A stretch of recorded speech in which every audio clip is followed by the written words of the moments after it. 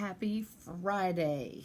And I'm going to give people a couple seconds to get onto this one because this topic, I'm going to do what I didn't do last night, which is actually stay focused on one thing, one thing only, and actually give you some more insight into it and give you some tips on how to do it. So yesterday, my live video is focused on the power of aggressive listening, and that's the first time me introducing that term to you all. And as people join, I'll say hi, but I really think that if I can do this justice and somehow today keep my mind centered and get the stuff out of my mouth in a more cohesive way, this may be one that you're going to want to get a pen for. Okay, you know what I mean by that. Need a pen? Let's talk about aggressive listening.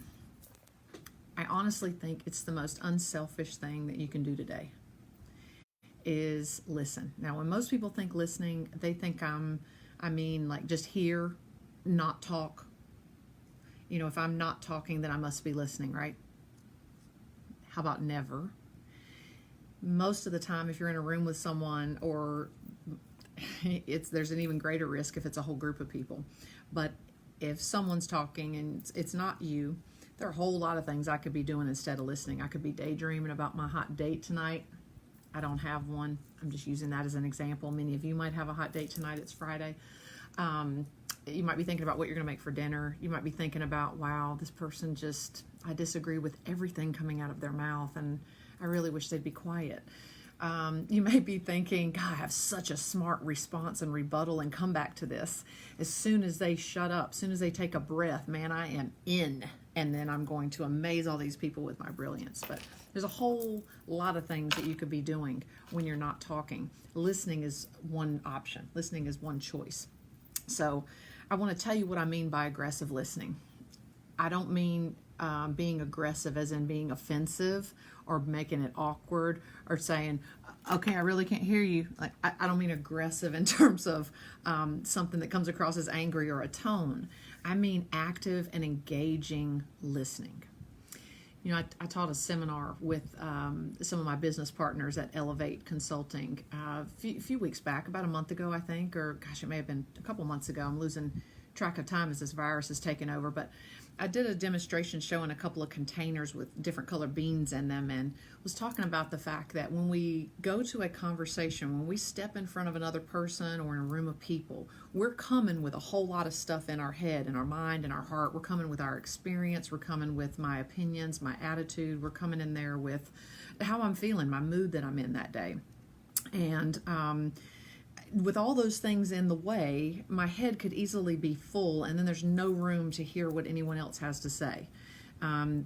It's impossible to aggressively listen to someone when you already have a whole tape of things going through your own mind. There's just no room in there for that. So then I showed them an empty container and said, hey, I still want you to bring in your experiences, your opinions, all those things, but maybe bring in 10% so that the other 90% of the container, you can actually contain what they have to say. Hey, Thomas, nice to see you.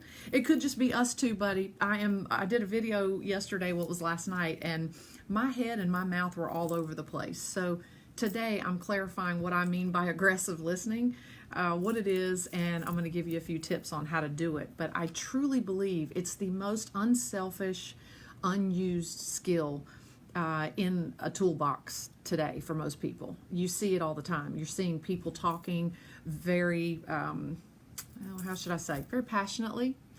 And sometimes the way they're delivering their message, it just shuts down the brains of other people. Do you know what I mean? Feel free to comment. Yeah, if you're getting this where you are, Thomas, please let me know, because it's great to hear that affirmation. You know, I'm in South Carolina and I'm not in a big metropolitan city anymore like I spent the first 30 years of my life in. So, but in this smaller town, even it's it's electric.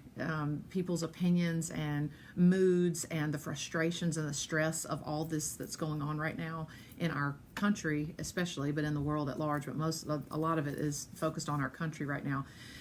Again, listening has just gone kind of the way of the wind. As I'm listening to you, or as I'm not listening, I'm hearing you talk. As I hear wonk, wonk, wonk, wonk, wonk, I'm preparing my rebuttal, and I'm preparing to smash your dreams and smash your ridiculous opinion. it's become almost like more violent. And I don't, well, maybe actually there is violence in it, but violence in terms of there's more people trying to coerce and compel and convince people to their way of thinking today, I think more than ever in my lifetime anyway. I've never seen it at this level. So when I'm asking her, we're talking about being a true team. I'm talking about people on your team, and this can be at home or at work, but any team that you're on, the most gracious, caring, unselfish thing you can do for someone is aggressively listen to them. And what I mean by that, again, is not being aggressive as an offensive. It's meaning actively.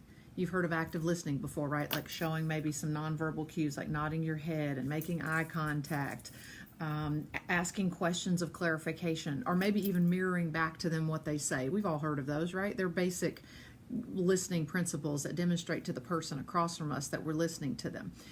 And I'm asking you to maybe take that to a deeper level, because there are a lot of people that aren't saying things that they need to say, or talking about topics that they probably need to talk about.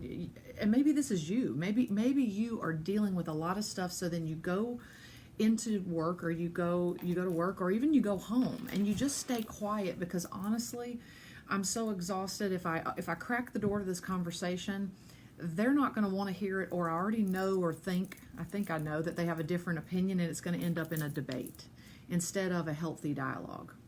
So there are a lot of important conversations that just aren't happening.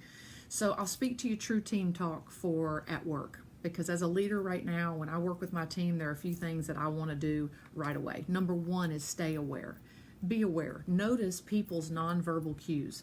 If they have shut up, clammed up, they're quiet, they appear to be uneasy, notice and care about that. I want you to see those people that you care about, that you need their performance to achieve a result, to get to an end point that you all shared, a shared goal, or maybe it's the company's goal. So you need those people while they're with you and while they're working with you or for you or beside you to perform at their highest level. Well, if they are distracted at that level, if something is bothering them and they're in their own head and where they are, please, I want you to picture a pile of cash that's just burning. It's just on fire. It's your money. It's your money. It's the company's money. You'll probably care more about it if it's your money. But if we say, hey, performance and my career progression and all those raises and increases or promotions are contingent upon me getting results today, I want you to recognize that your people are your solution to getting those results. If they are on your team and they're there, they are how you achieve results. You can't do it all yourself. One thing I said yesterday that is relevant to this topic is that I can't do it all myself. I might have gotten promoted because I'm a good doer, but now I'm in this leadership position and have a team that I'm responsible for, or maybe I'm a solo person in the business and I have to partner with other people. Either way, making sure that fluid communication, collaboration, and alignment stays in place in those spaces is critical. And it only takes one person to do it, to change the game and really open a gate that allows for that kind of fluidity. And it doesn't have to be the boss. It takes a good communicator. And I think the one skill that is the most important to get them there's a lot of them, but the first one is aggressive listening. It's active, engaging listening, because I can't possibly serve you, take care of you, or support you unless I understand you and I know what's going on with you. I want to make sure that we as leaders are not assuming that we know everyone's story, everyone's reality, everyone's perception of the workplace or the boss or of you or of their family back at home or of their challenges. Here's the thing, one of the most important factors in a team really maximizing their results is that they are all clear about and they're operating with the same set of facts and realities. Write that down. Hi, Allison. I am much more clear-headed today and singularly focused. We are talking about aggressive listening. Thanks for joining me again today. But literally, write that down. The best way for a team to maximize results is if we're all operating in the same set of realities and truths and facts. Too often, leaders are great persuaders by nature, right? Would you agree? We tend to want to tell people what to do, And then there's this expectation that, hey, you work in this job and I'm kind of over you. I'm your supervisor. I'm the one that's leading you down the path to success. So then you'll just go and do what I tell you to do. Gosh, more than ever right now, people need to be heard. The only way that I know to get people to follow me is if they are assured that I know them, I understand them on some level, and that I have helped them have all the facts and realities that I have, and they know where they are, what their place is here, what problem they're solving by showing up to my team today. People want to know where they add value, and they want to know, okay, what do I need to do moving forward?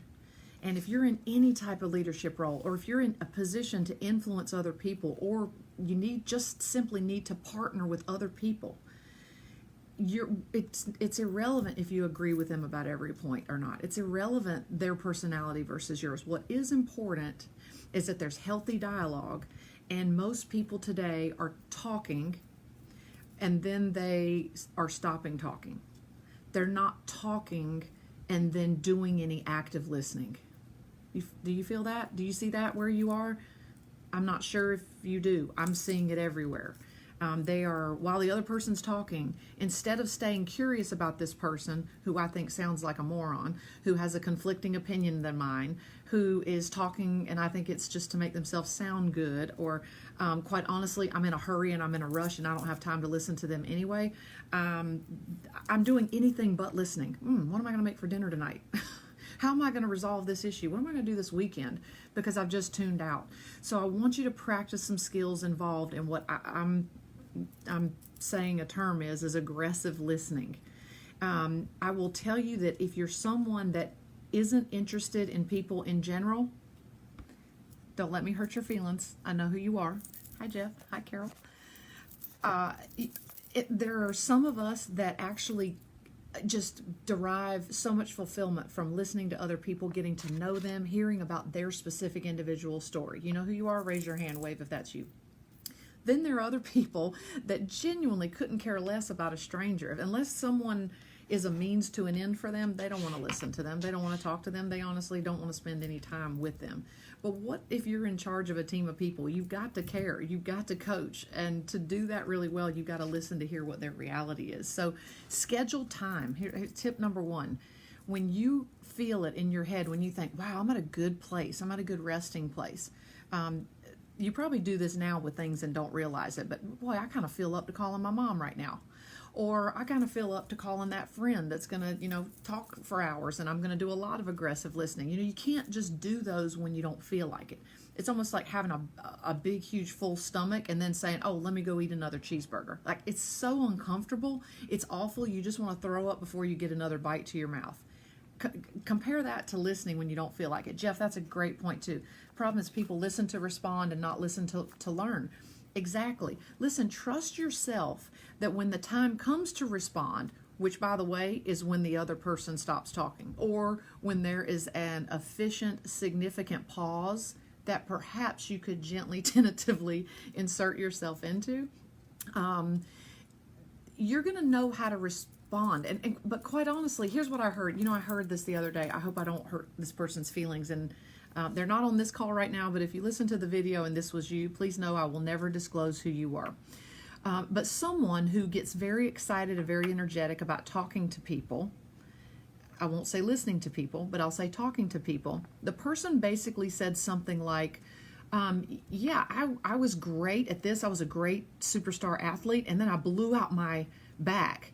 And they said, wow, that's amazing, to the I blew out my back comment.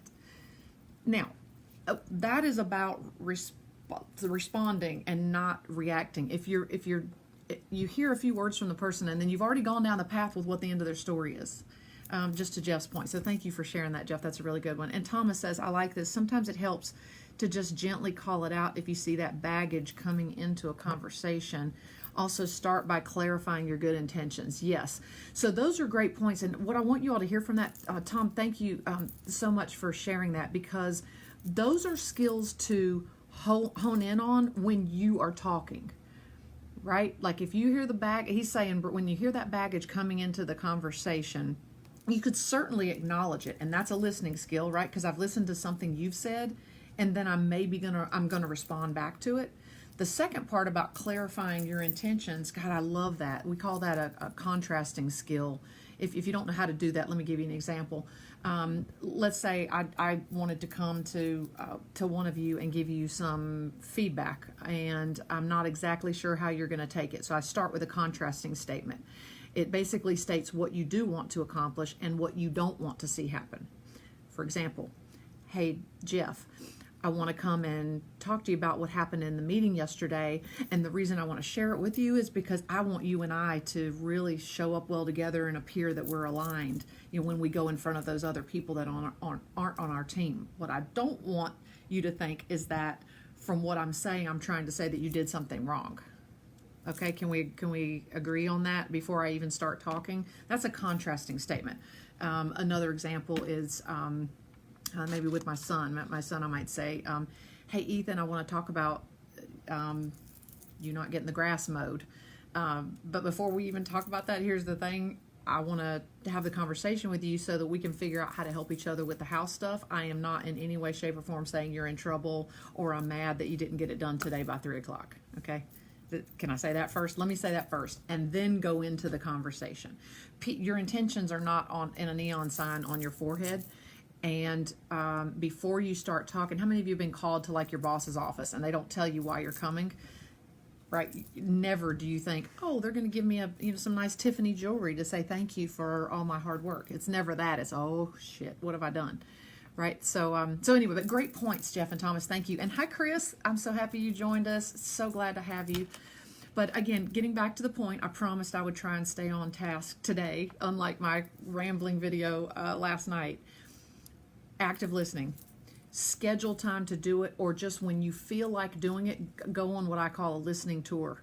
Walk around and ask people on your team, hey, where are you at today? How are you feeling today? Or pick up the phone and call like I need to call my mom. I have to, when I'm in a certain frame of mind, I call mom because I can really genuinely relax. I want to really be present with her. If I scheduled that for, say, 8 a.m. every day, I may not be in the same mind frame. So if it's hard for you to really be present with and listen to someone else without forming a judgment or preparing to respond, as Jeff shared with us, notice when you have the headspace to handle that and go do it then, right? Pick up the phone and just say, you know what, I had you on my mind. Yesterday I saw you, and just your body language, you seem to be a little stressed. Maybe I'm off base. I could be completely wrong, but I just wanted you to know that I noticed and I cared. Is there anything you want to talk about? That just says up front that, hey, this is a good time for me to listen. I can handle it. Recognize that just hearing or not talking isn't aggressive listening. What else? Put your phone away. If you are really needing to listen to someone, please, for the love of everything pure and holy, close your laptop. Put the phone down. Right? People tell me all the day, oh, Kim, I'm just multitasking. Yep, there's no way to make someone else feel like and genuinely believe you're listening to them if you are multitasking. Hear that? Hear how I said that? It's not that I'm not listening to you. It's not that I don't have the ability to multitask. I do too. I could be doing a bunch of things right now, cleaning this desk for one and filing some papers over here. But for you to really know that I'm right here with you, I can't be doing those things. My phone's not even anywhere near here. It's not about what you're doing. It's about how you're making them feel. Y'all feel that? Yeah, hit me a heart or a like if you understand what I'm saying. The point isn't whether or not you can listen to them and hear them while you're on your phone. The point is, can you make them feel like and genuinely believe that you're listening to them while you're doing that? And that answer, 10 times out of 10, every day and twice on Sunday, is no. All right? I love you. But if you want to be an aggressive listener, like I put aggressive listeners on my team and like I have to be, I can't possibly serve my clients unless I aggressively listen to them. Half of them don't know what they're trying to say to me, and I need to be aggressive in getting them to talk more, which means they talk more and I talk less. I am merely listening and seeking to understand genuinely. Oh, I love that, Chris. Do you all see this comment from Chris Cheek? She did so much amazing work for Heart for Africa, and she said the Africans live that way all the time. They don't understand us. Oh my gosh, Chris, if I could bring you live on this camera right now, I would. Can we test that? Because I would really love to do that. It didn't work last night. I was trying to bring on Coach Kara, and it didn't work. Actually, I'm going to try it right now. Wouldn't you all like to hear that from Chris? Like, what do they do in Africa to the point where they listen so well there, they don't even understand us. We're so completely self-absorbed. Gosh, are we really? I hate to admit that, but we are. Let me see what else. I think that may be it. I promised that I would stay on task, and I promised I would give you some tips. But the point is that if, in my experience as a leader of teams around the world, in all kinds of environments, with all kinds of demographic current states, I can tell you that if my team members feel like I get them, they've followed me anywhere. But getting them, you don't just get them because you have a title. You get them because you know them and understand them, and there's only one way that I know how to do that really well, and that's to genuinely listen. And for those of you that are as interested as I am, Chris, I'm going to contact you, and let's do a live together, girl. I would love to hear more about the African culture, because that's one place that I haven't lived and one place that I haven't worked. I've only visited. So I would love to hear more about that. So thank you all so much again for all your messages to me and your questions. Join the conversation. You know, if there's someone right now in your world, whether in your team at home or your team at work, that is such a good listener that they make you feel like you're the only person on the planet, even if it's only for a couple of minutes, I'd love to hear about what they do specifically and how they make you feel. Now, if it's X-rated, keep that to yourself. You know, this is a PG, I don't know. What is this? Those of you that come to my videos, are they pretty clean? I think I try to keep them pretty clean. But on a serious note, if you have someone around you that's a really amazing listener, give us the tips. You don't have to tell a story. You don't have to name names. But in the comments, please just, share what do they do. Or maybe you're an incredible listener and you get that feedback from people all the time. Guys, those are affirmations. That's an affirmation and a confirmation that you're an incredible listener. Tell us what you do. Because again, not everyone does this naturally, and I think people today are struggling to listen without judgment and without preparing their responses more than ever. So thank you all for joining me today. Happy freaking Friday. Let's go get a cocktail. How about happy hour? Thanks again for tuning in, and I'll talk to you guys tomorrow. Have a good day.